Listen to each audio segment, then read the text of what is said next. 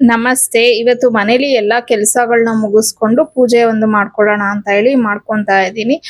ಇನ್ನ ನನ್ನ ಒಂದು ಇನ್‌ಸ್ಟಾಗ್ರಾಮ್ ಪೇಜ್ ಏನಿದೆ ಅದರಲ್ಲಿ 200ಕೆ ಫಾಲೋವರ್ಸ್ ಕಂಪ್ಲೀಟ್ ಆಗಿದ್ದಾರೆ. ಬುಧವಾರನೇ ಕಂಪ್ಲೀಟ್ ಆಯ್ತು. ಬಟ್ ನನ್ಗೆ ವಿಡಿಯೋನ ಮಾಡ್ಕೊಳ್ಳಿಕ್ ಆಗ್ಲಿಲ್ಲ. ಬಿಕಾಸ್ ಬೇರೆ ಒಂದು ವಿಡಿಯೋಸ್ ಇತ್ತು. ಅದನ್ನ ಆಲ್ರೆಡಿ ನಾನು ರೆಡಿ ಮಾಡಿ ಇಟ್ಟಿದ್ದೆ. ಹಾಗಾಗಿ ಅದನ್ನೇ ಅಪ್ಲೋಡ್ ಮಾಡ್ದೆ. ಇನ್ನ ಇವತ್ತು ಅದ್ರ ಬಗ್ಗೆ ಥ್ಯಾಂಕ್ಸ್ ಹೇಳೋಣ. ಫಸ್ಟ್ ದೇವ್ರಿಗೆ ಹೇಳ್ಬಿಟ್ಟು ಆಮೇಲೆ ಯಾರೆಲ್ಲ ನನ್ನ ಒಂದು ಪೇಜ್‌ನ ಫಾಲೋ ಮಾಡ್ಕೊಂಡು ನನ್ಗೆ ಒಂದು ಸಪೋರ್ಟ್ ಮಾಡ್ತಿದ್ದಾರೆ ಎಲ್ಲರಿಗೂ ಒಂದು ಥ್ಯಾಂಕ್ಸ್ ಅನ್ನ ಹೇಳ್ಬೇಕು ಅಂತ ಹೇಳಿ ಅನ್ಕೊಂಡೆ. ಇನ್ನ ನಾನು ಎಷ್ಟು ಥ್ಯಾಂಕ್ಸ್ ಹೇಳಿದ್ರು ಸಾಲದು ಅಂತಾನೆ ಅನ್ಸುತ್ತೆ. ಬಿಕಾಸ್ ನಿಮ್ಮ ಈ ಪ್ರೀತಿ ಮತ್ತೆ ಈ ವಿಶ್ವಾಸಕ್ಕೆ ಸದಾ ನಾನು ಚಿರಋಣಿಯಾಗಿ ಇರ್ತೀನಿ. ಹಾಗೆ ಇನ್ನು ನನ್ನ ಒಂದು ಪೇಜ್ ಅಲ್ಲಿ ಒಳ್ಳೊಳ್ಳೆ ವಿಡಿಯೋಸ್ ಅನ್ನ ಮಾಡೋದಕ್ಕೆ ನಾನು ಖಂಡಿತ ಪ್ರಯತ್ನ ಪಡ್ತಾನೆ ಇರ್ತೀನಿ. ಇನ್ನು ಈ ನಡುವೆ ಸ್ವಲ್ಪ ವಿಡಿಯೋಸ್ ಕಡಿಮೆ ಮಾಡಿದೆ. ಬಟ್ ಇನ್ಮೇಲೆ ಆತರ ಆಗೋದಿಲ್ಲ. ಅಟ್ಲೀಸ್ಟ್ ವಾರದಲ್ಲಿ ನಾನು 4ರಿಂದ 5 ಮಿನಿ ಬ್ಲಾಗ್ಸ್ ಅಂತೂ ಕಂಪಲ್ಸರಿಯಾಗಿ ಅಪ್ಲೋಡ್ ಮಾಡೇ ಮಾಡ್ತೀನಿ.